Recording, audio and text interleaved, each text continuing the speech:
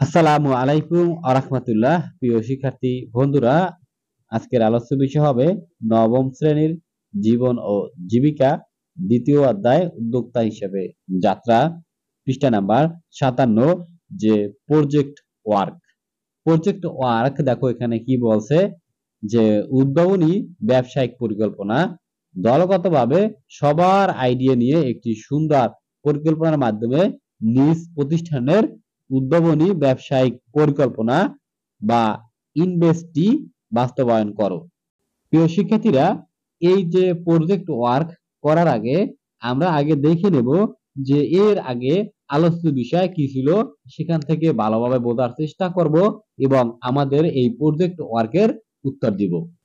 প্রিয় শিক্ষার্থীরা, আগে এখানে কি তথ্যগুলো আছে একটু জানি এবং এখান থেকে বোঝার চেষ্টা করি কিছু, যে উদ্ভাবনী বিনিয়োগ আইডিয়া মার্কেটিং করি। বিভিন্ন ব্যবসায়িক পরিকল্পনা কতটা বাস্তবসম্মত বা উদ্ভাবনীমূলক, কিংবা কোন পরিস্থিতিতে আইডিয়াটি একটি সফল ব্যবসায় পরিণত হবে তা বোঝার জন্য খুব দারুণ একটি কার্যক্রম হাতে নেওয়া যেতে পারে। সেটি হলো বিভিন্ন অংশীজনের বা স্টক হোল্ডার সঙ্গে আলোচনার মাধ্যমে তাদের দৃষ্টিভঙ্গি জানা, ব্যবসায়িক আইডিয়া তৈরি করো। দলগতভাবে উপস্থাপনের জন্য অভিভাবক ও সুবিধাভোগীদের বা স্টক হোল্ডার নিয়ে একটি সমাবেশ অনুষ্ঠানের আয়োজন হতে পারে। এই অনুষ্ঠানের মূল উদ্দেশ্য হবে শিক্ষার্থীদের ব্যবসায়িক আইডিয়াগুলো অভিভাবক ও অংশীজনদের সামনে উপস্থাপন, মতামত গ্রহণ ও ব্যবসায়িক আইডিয়া বাস্তবায়নের চ্যালেঞ্জ সম্পর্কে অভিজ্ঞতা সংগ্রহ, বিনিয়োগকারীর সন্ধান ইত্যাদি। আমরা যে ব্যবসায়িক পরিকল্পনা করব তা একত্র করে পরিকল্পিতভাবে বিদ্যালয়ে একটি সুচারু অনুষ্ঠান বা ইভেন্ট পরিচালনা করব। পুরো আয়োজনটি সফল করতে পূর্বের অভিজ্ঞতা অনুযায়ী দলগতভাবে একটি পরিকল্পনা করতে হবে, যেখানে অনুষ্ঠানের সময়, তারিখ, স্থান, ভেন্যু নির্বাচন, অনুমতি গ্রহণ ইত্যাদি বিষয়ে সিদ্ধান্ত গ্রহণ করতে হবে। অনুষ্ঠানটি সফলভাবে আয়োজন করার লক্ষ্যে বিভিন্ন কমিটি গঠন করে দায়িত্ব পালন করা যেতে পারে। যেমন, প্রিয় শিক্ষার্থীরা, তাহলে এই প্রজেক্ট ওয়ার্কটার উত্তর আমরা প্রথমে এভাবে সাজিয়ে নেব যে শিক্ষা প্রতিষ্ঠানে উদ্ভাবনী ব্যবসায়িক পরিকল্পনা ইভেন্টটি বাস্তবায়নের জন্য মোট 4টি দলে বিভক্ত হয়ে কাজগুলো করেছি। দল পদ্মা আয়োজক কমিটি, দল মেঘনা বাজেট বা অর্থ কমিটি, দল যমুনা প্রচার ও আমন্ত্রণ কমিটি, দল কর্ণফুলী উপস্থাপনা ও অভ্যর্থনা কমিটি। শিক্ষার্থীরা, এরপরে কাজ করতে হবে যে এই যে 4টা দলে ভাগ করছি, এই প্রত্যেকটা দলের আবার এখানে ব্যাখ্যা দিতে হবে বা ব্যাখ্যাকার তোমাদের কিন্তু লিখতে হবে। তাহলে প্রথম উত্তরটা হবে বা প্রথমটা হবে যে আয়োজক কমিটি যেহেতু দেয়া আছে, দেখো এইভাবে সাজাবা। প্রতিটি আইডিয়া দল থেকে একজন করে দলনেতা মূল আয়োজক কমিটিতে সমন্বয়ক হিসেবে দায়িত্ব পালন করে। বিষয় শিক্ষক এই কমিটির উপদেষ্টা হিসেবে ছিল। এই কমিটির মূলত অনুষ্ঠানের সময়, স্থান, ভেন্যু ম্যানেজমেন্ট, ডেকোরেশন, আপ্যায়ন সংক্রান্ত কাজ করেছে। এছাড়া সকল সদস্যকে দায়িত্ব পালন এবং সকল দলের সদস্যরা যাতে যথাযথভাবে দায়িত্ব পালন করে তার দেখভাল করেছে। এরপরে দল 2, যে বাজেট বা অর্থ কমিটি। দেখো এটার জন্য লিখবা এইভাবে যে অনুষ্ঠানে যেসব ক্ষেত্রে বিভিন্ন খরচ হতে পারে তার তালিকা তৈরি এবং অর্থ সংস্থানের বিষয়ে পরিকল্পনা করাই ছিল এই দলের মূল কাজ। এই কমিটি নিজেদের সঞ্চিত অর্থ বা জমানো টাকা এবং অভিভাবকদের কাছে অনুষ্ঠানের টিকিট বিক্রি করে সংগ্রহ করেছে। এরপরে দল 3, যমুনা প্রচার ও আমন্ত্রণ কমিটি। এই কমিটি সকল শিক্ষার্থীর অভিভাবক যাতে তাদের আয়োজিত অনুষ্ঠানে অংশগ্রহণ করতে পারে তার জন্য অভিভাবকদের মাঝে প্রচার কাজ এবং আমন্ত্রণের কাজটি করেছে। এরপরে দল 4, কর্ণফুলী উপস্থাপনা ও অভ্যর্থনা কমিটি। অনুষ্ঠানে আমন্ত্রিত অতিথিদের অভ্যর্থনা সূচি অনুযায়ী উপস্থাপনা ও বিভিন্ন আইডিয়া যেন যথাযথ সময়ে দলগতভাবে উপস্থাপন করা যায় তা এই কমিটিকে নিশ্চিত করেছে। মূল অনুষ্ঠানের আগে রিহার্সেল করেছে যাতে অনুষ্ঠানের দিনে কোনো সমস্যা না হয়।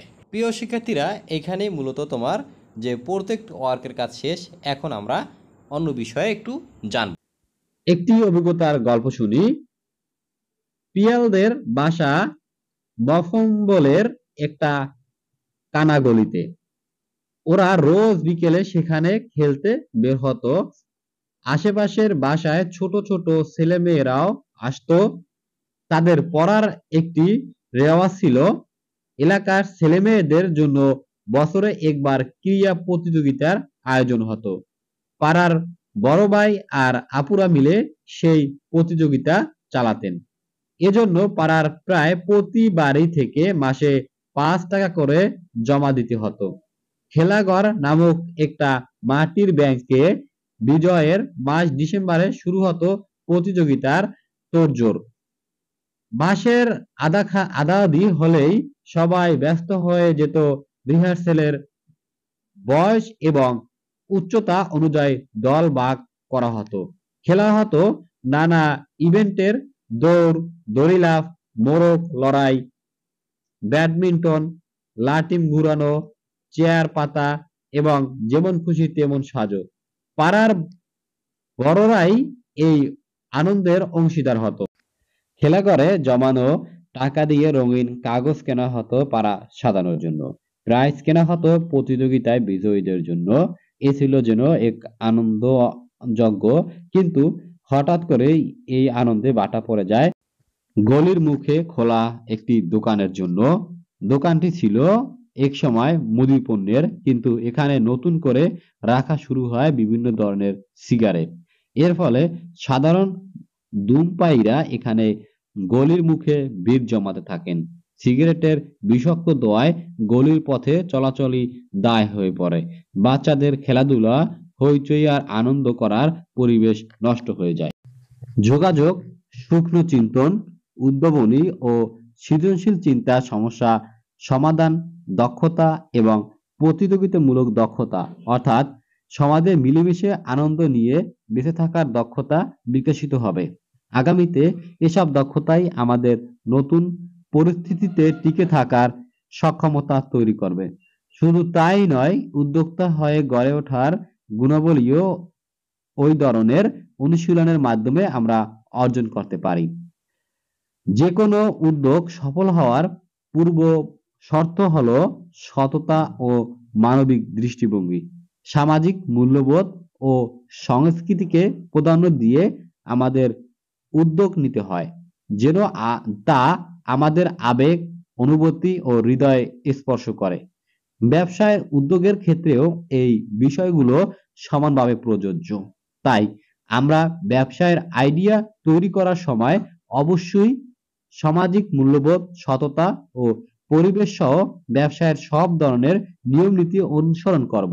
তবে আমরা একটি সুন্দর, শান্তিময় ও টেকসই আগামীতে পৌঁছাতে পারব।